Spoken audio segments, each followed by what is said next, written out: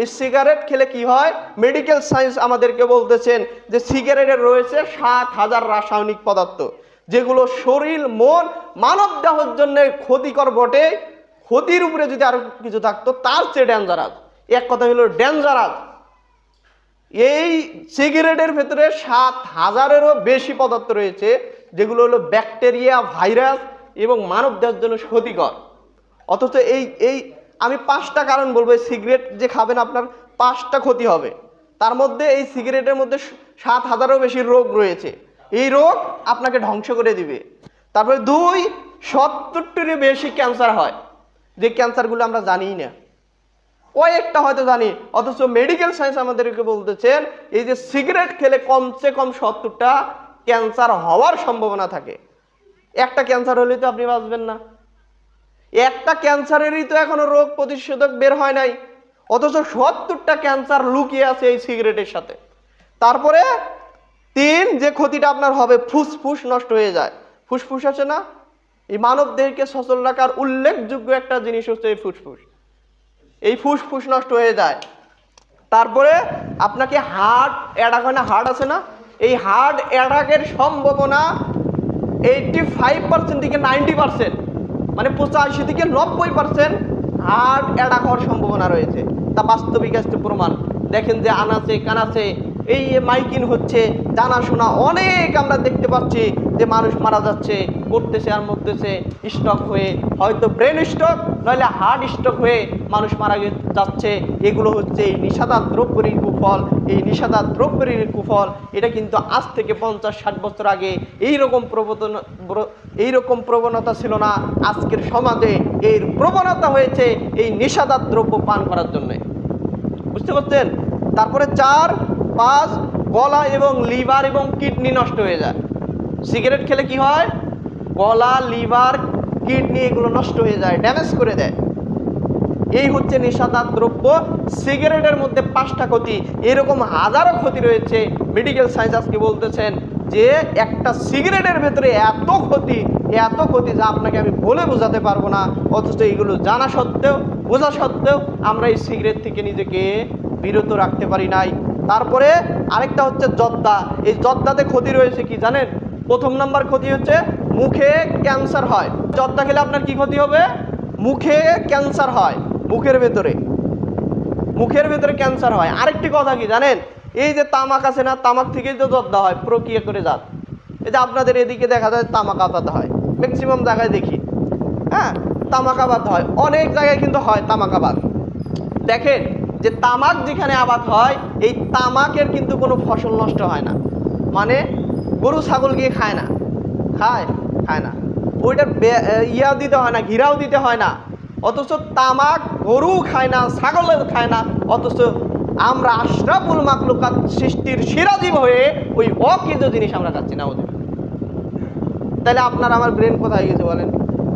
যেটা গরু খাচ্ছে না, ছাগলও খাচ্ছে না, আমরা কি গরু এবং ছাগলের চেয়ে নিম্নমানের হয়ে গেলাম? ওরা যেটা খায় না আমরা সেটা খাই, আজীব ব্যাপার। আমরা আস্তে আস্তে ধ্বংসের অতল গহ্বরে হারিয়ে যাচ্ছি। তাহলে এটা তো ধর্মের কথা, আপনি মেডিকেল সায়েন্সের কথা আপনাকে বলছি যে আমি তো এগুলো বানিয়ে বলছি না। হয়তো আপনার রাগ হবে যে আমরা জানি নিষেধাজ্ঞা দ্রব্য খাইলে কিছু হয় না, এই নিয়ে কি আপনি কথা বলতেছে। এগুলো সত্য, চিরন্ত সত্য কথা। তারপরে আপনার হচ্ছে দাঁতের আলসার এবং দাঁত নষ্ট হয়ে যায়। যারা গুল খাবেন দেখবেন যে এই গুল জর্দা যারা খাবেন তাদের দাঁতের মাড়িগুলো নষ্ট হয়ে যায়। হ্যাঁ, এই দাঁতের আলসার এবং দাঁত নষ্ট হয়ে যায়। 3, জিহ্বা এবং গালের রোগ হয়, ইনফেকশন করে, তারা চামড়াগুলো দেখবেন যে তাদের হলো ড্যামেজ হয়ে যায়। আস্তে আস্তে আলসার, বিভিন্ন ক্যান্সারের মধ্যে তারা পাড়ি জমায়। 4, ব্লাড প্রেশার বেড়ে যায়। ব্লাড প্রেশার আমরা বুঝি না, রক্তচাপ, প্রেশার বেড়ে যায়। আজকে 99% লোকের হচ্ছে প্রেশার।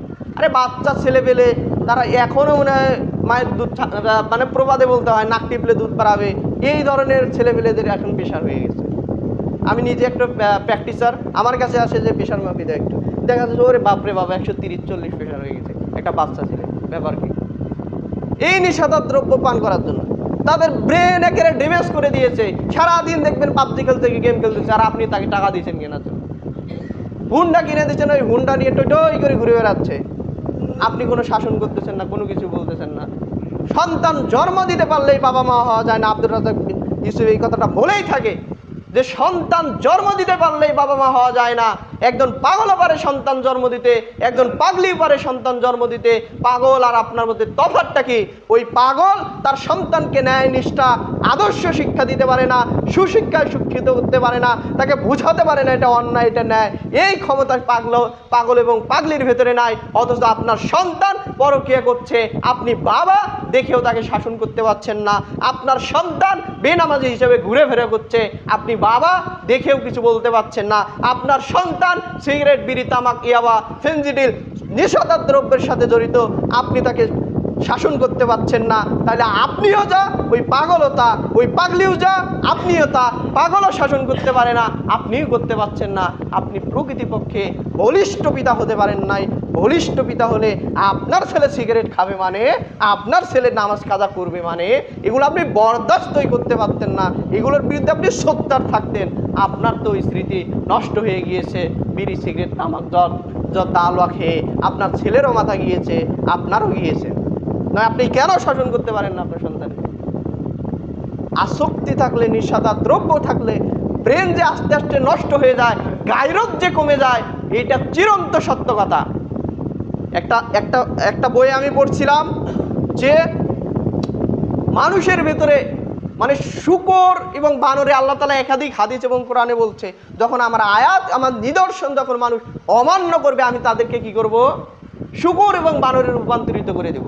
শুকর এবং বানরের মধ্যে যে কৃষ্টি কালচার আদর্শ রয়েছে, ওই আদর্শগুলো আমরা মুসলমানরা ধারণ করে পড়েছি কি এই নিশাদার দ্রব্য খাওয়ার কারণে। আজকের মিডিয়া খুলেন, নিউজ পেপার খুলেন, আপনি দেখতে পারবেন ছোট ছোট বাচ্চাদেরকে এই নেশাদার দ্রব্যের প্রতি আসক্ত ব্যক্তিরা ধর্ষণ করছে। প্রেগনেন্ট মহিলাকে ধরে ধর্ষণ করছে। এগুলো কে করছে? আপনারা আমার সন্তানেরাই করছে। এগুলোর মাথা ড্যামেজ হয়ে গিয়েছে, পিতা মাতাকে হত্যা করছে।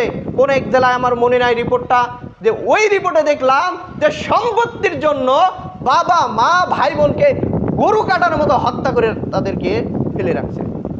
এগুলো কেন করছে জানেন? মাথার বিকৃতি সাধন হয়ে গেছে, মাথায় হিদাহিত জ্ঞান নাই এই নেশাদার দ্রব্যের জন্য। গায়রত নাই, আত্মমর্যাদা নাই, লজ্জা নাই, হায়া নাই। রাসূল সাল্লাল্লাহু আলাইহি ওয়াসাল্লাম বলতেন, বানি ইসরাইল যদি তাদের মায়ের সাথে জিনা করে, আমার উম্মতেরাও তার মায়ের সাথে জিনা করবে। আজকে তাই হচ্ছে, আজকে তাই হচ্ছে। যুবকদের অধপতন দেখলে বুকটা ফেটে যায়, যুবকদের অধপতন দেখলে কলিজাটা ফেটে যায়। এইরকম অবস্থা আপনাদের পুরুষদের মধ্যেও রয়েছে, ইয়াং যারা বয়স্ক আছেন তাদের মধ্যেও রয়েছে। এই নেশাদার দ্রব্যের কুফল যে কত ভয়াবহ তা আমি আপনাকে বোঝাতে পারবো না।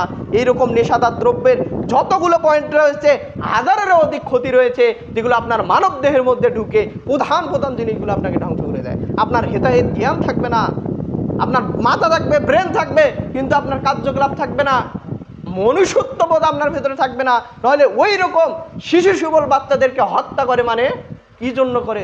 তার ভিতরে মায়া মহব্বত, তার অন্তর একবারে কুলুষিত হয়ে গেছে। এই নেশাদার দ্রব্য কত ভয়াবহ তা আমি আপনাকে বোঝাতে ব্যর্থ। যারা নেশাদার দ্রব্যের সাথে সম্পৃক্ত, দেখবেন ওই পিতাকে আর সম্মান দেবে না ওই সন্তান। তারা নেশা করে এসে মাকে মারধর করবে। আমার দেখা, আমার এই ছোট্ট বয়সে, অল্প বয়সে আমি নিজ চোখে দেখেছি যে সন্তান বাবা মায়ের গায়ে হাত তুলছে এই নেশাদার দ্রব্যের খাওয়ার কারণে। হাত তুলে অবভিয়াসলি উঠায়। আপনিও যদি এইরকম প্রতিপন্ন না হতে চান, আজকে থেকে, এখন থেকে আপনার সন্তানকে নিজে নেশাদার দ্রব্য থেকে আপনি বিরত থাকার চেষ্টা করবেন ইনশাআল্লাহ।